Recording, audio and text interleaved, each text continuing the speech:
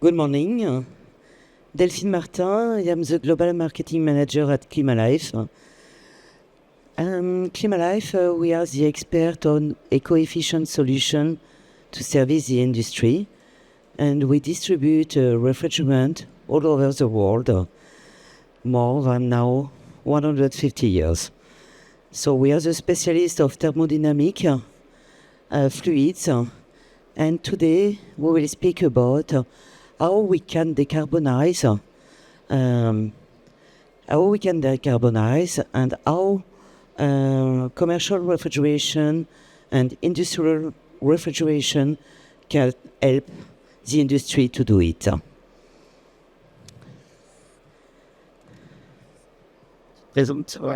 S'appelle?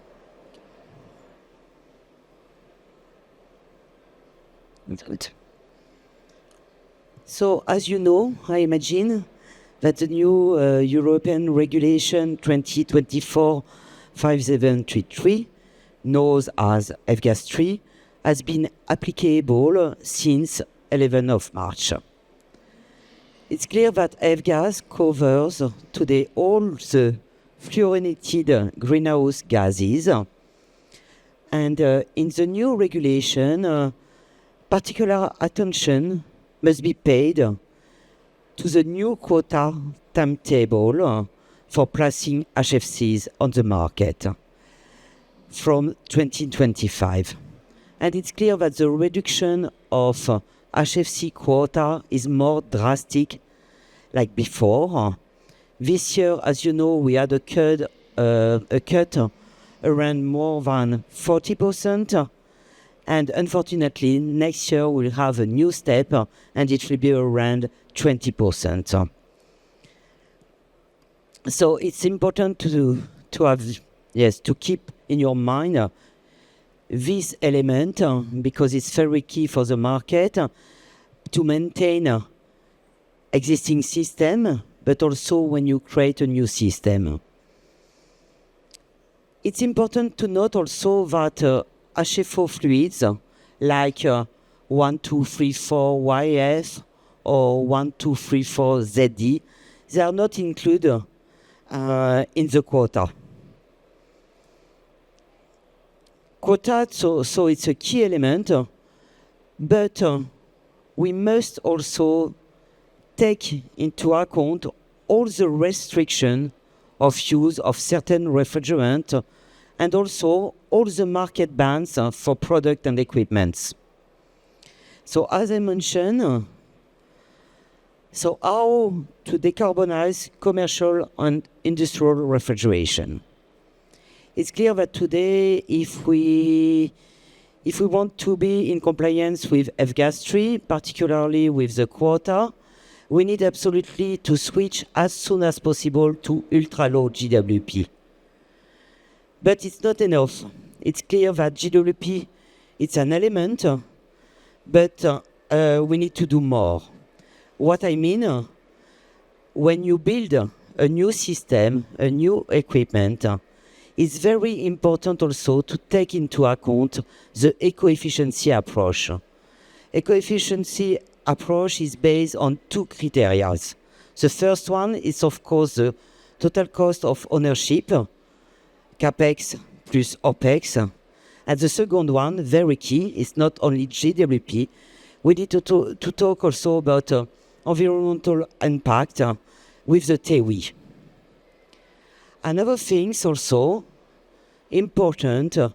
We know that reclaimed and regenerated product will have also a significant impact on the carbon footprint, and will contribute also to face quota reduction.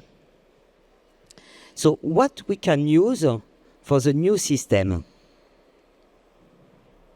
Sure. Yes, so I just introduced me before. I'm Pierre-Emmanuel Danet, Technical Support Manager for Climalife. So for retail system, new stores, we have different solutions.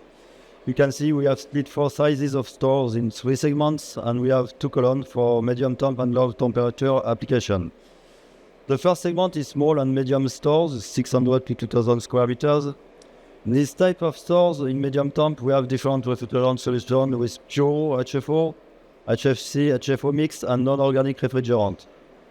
Pure HFO is the 1234ZE that we can use in chiller system, of course. The advantage of the 1234ZE is that it's refrigerant with a very low GWP. The GWP is 1.37. It's a night-12 refrigerant, but regarding PED, it is only a night-12 refrigerant on the group 2 of PED. Group 2 is the non-dangerous, non-flammable refrigerant. The other solution for medium temp and low temp is 455A. We can use it in direct expansion system if we split the central by more than one centralized system. In fact, with this refrigerant, we have the lowest flammability of A2L product. You can charge 84 kilograms per circuit. So with more than one semi-centralized system, you can meet every needs in terms of needs that you have of cooling for your stores, of course. The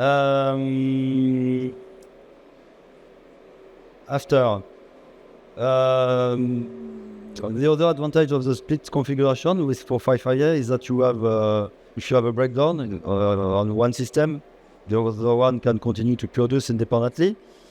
The two other refrigerants are non-organic products. We speak about CO2 and propane. You can, as a 455A, produce medium and low temperature, of course. CO2 is good in low temperature, but not really the best product for medium temp due to its high pressure. Today, with all specific technology applied for it, like parallel compressor, ejectors, performance is close to that of solutions such as 455A, of course. But in fact, if we apply the same improvement for 455A, the gap will be more important between these refrigerants. The last non-organic refrigerant comes from petroleum is propane. It is a good cooling capacity. It has the same characteristic and the same performance as R22 for the oldest of us. We can say that propane is a 455A, but unfortunately propane is a highly flammable refrigerant, so it is why we can use it only on hermetical sealed equipment. For larger stores, we have for medium and low temperature different refrigerants. We have 455A and CO2 in direct system or in chiller. We have also in cascade system in medium temp stage with 445A and CO2 in low temp stage. And we can also have CO2 in booster system, of course. And for small convenience stores, which are more and more today, you can have the 1224YF, pure HFO for medium temp with the lowest GWP than CO2 because its GWP is around 0.5.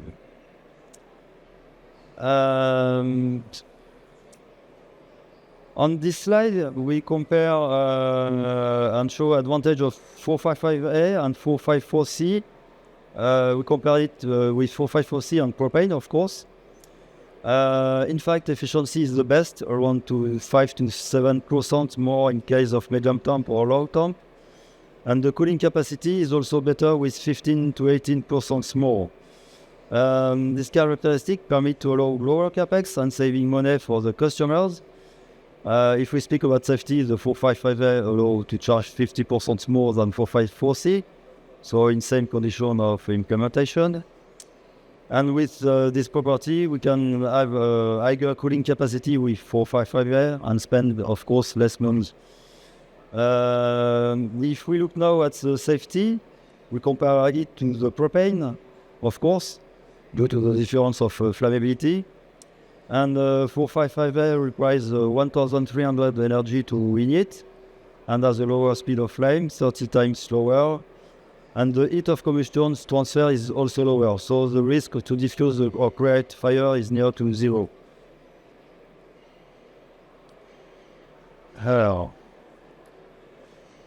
What is the situation about efficiency? We know that efficiency is a challenge, of course. On this slide, we made comparison between 455A and CO2.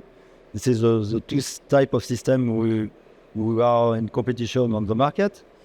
Of course, we compare the most efficiency CO2 system based on new technology with a normal 455A new system. What we can see in this slide, if we speak about money, we can see that CapEx is the cost of ownership of installation. OpEx is the cost of electricity, maintenance, and all necessary operation to produce cold. TCO is the total cost or ownership, on the sum of the CapEx and the OpEx. So we can see that in small store, if you choose 455A against CO2 solution, you can save 25 to 35% in investment and 15% for maintenance and energy consumption. So the advantage of 455A is also in the total cost of the ownership, because we reduce it about 16 to 20%. Let's have a look at energy consumption. The gain is around 50%, and the greenhouse CO2 emissions are reduced by 13%. These gains are really important for the client, of course, and the reducing of energy consumption permit to reach EU target of directive, because you know that in Europe we have some regulation to save energy, to make energy saving. And that's all for this slide. And it's for you. So you understand that it's clear, as I mentioned at the beginning, it's very key when you create a new system to compare all the technologies available on the market. If you want to decarbonize, it's clear that what we would like to do is to reduce the consumption of energy. I will show you now some example concerning the implementation of L40X. In the first case studies, the last one that we did, it's a Système U. Système U is a chain of supermarket in France.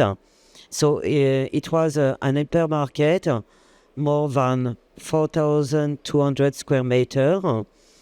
This hypermarket was created 25 years ago, and they had 44A DX system, and they would like to know how to replace it. So we did a comparison with eco-efficiency model. We compare, of course, a CO2 system to another technologies, and particularly in this case, so we preconize to have a chiller, two chillers for the medium temp with L40X, and after they have an indirect system with a glycol. And for the low temperature, they go directly to a DX system with L40X. And it's clear that the owner of the supermarket decide to go to these technologies because it's very easy to maintain and to install. And particularly, this hypermarket is located in Corsica, so a small island in the south of France. And you know that the temperatures are very high during the summer, and they can have also a risk with a CO2, particularly for the medium temp. Okay, so it was the choice that they did, and you can see also other case studies that we did. One was done in Spain for I will say a medium supermarket, 1,200 square meters. We have a total capacity of 30 kilowatt, and they cover it by a condensing unit, 3 condensing unit. And again, we always compare with eco-efficiency model. What we can see here on the lifetime of the system, we can win 30% concerning the total emission of CO2, or compared to a transcritical CO2 system. And also, we win 16% about the total cost of ownership. And it's exactly the same approach for the Leclerc Express in France. It's 800 square meters. They decided in this supermarket to renovate the part of the cold room system. And we have 3 cold rooms, 2 chilled and 1 frozen. And they renovated so the store for the fruit and vegetable, fresh products, and frozen food. And what we can see for a small supermarket like that, just for the cold room system, we can save more than 32k euros in 10 years.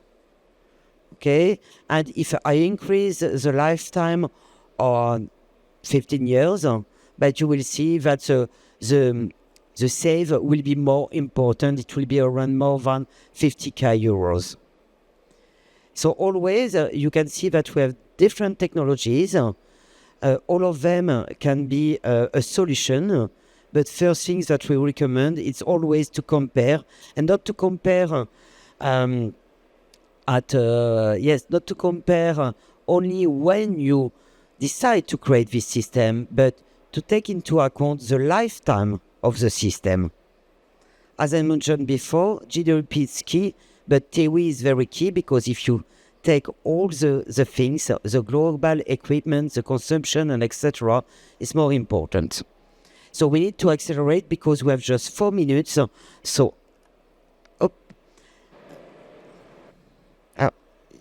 not in the good way. Okay. And also, what is key also, if we want to be in compliance with F-gas 3 and to face the quota reduction, it's also to maintain equipment. So we have two choices. Two choices to maintain equipment, existing equipment with 44A, 47A, 452A, 448A, or 449A. It's clear that today, as I mentioned, so reclaimed refrigerant, it's a solution for medium temp or low temp. But we can imagine also, why not, to do a remodeling and to use also 455A. But as you know, all the current refrigerants, they are A1, and 455A, it's A12 product. So it's not a simple retrofit. If we want to do that, we need to work also with an organism, authorized organism, to obtain the approval. This is the first thing, and it's key. The second thing is if you want to replace 134A, again, reclaimed refrigerant, it's a good solution. You have also an alternative, an interim solution, I will say, is 513A, because the GWP is around 600. And another option is a 515B. 515B, it's a product with a GWP less than 300. It's good for medium temp, but you can use it only in remodeling. Why? Because you will lose some capacity if you compare 134A to 515B. You can see in the table, the delta T is very key. So we can do it, for example, when you decide to close the cabinet with door. So in this case, you will win some capacity, and it will be possible to do a retrofit like that. But we need to study case by case what we can do. It depends about the system concretely. Okay, thank you, Delphine. So the last thematic that we are going to explain today is the cold storage. As we do for chillers, we split storage by sizing. We have 3 categories: 1,000 to 10,000 square meters, and 10,000 to 100,000 square meters, and more than 100,000 square meters. The cooling capacity are also dependent of each category size for medium temp and low temp. For medium temp, the solution is clearly 123ZE in DX system for small storage, or chiller, and also cascade with 123ZE on chiller, or cascade with ZE on CO2 in big volume. And for the low temperature, it's 455A in direct system until 100,000 square meters. So you can see that we have got the solution.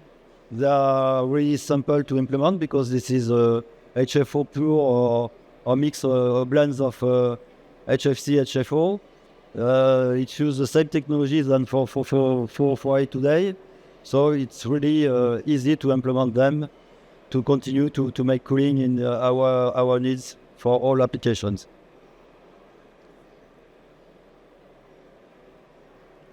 So the time is done. But just to conclude, so of course we have also a lot of case studies in industrial refrigeration and particularly for cold storage.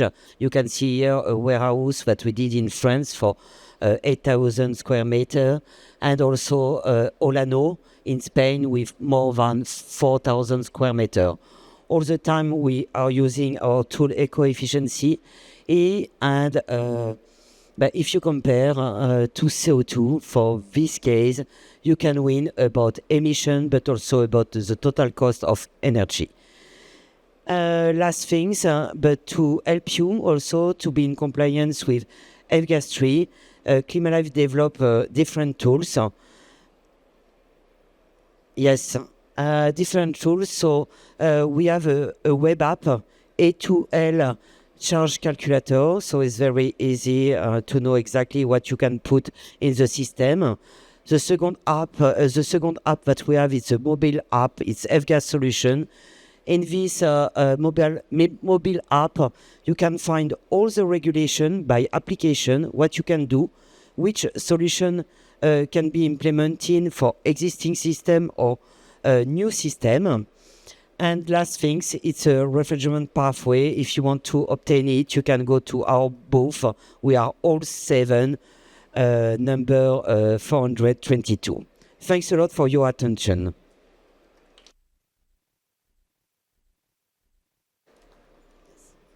I think if you have any question, we'll be there because the other conference will quickly.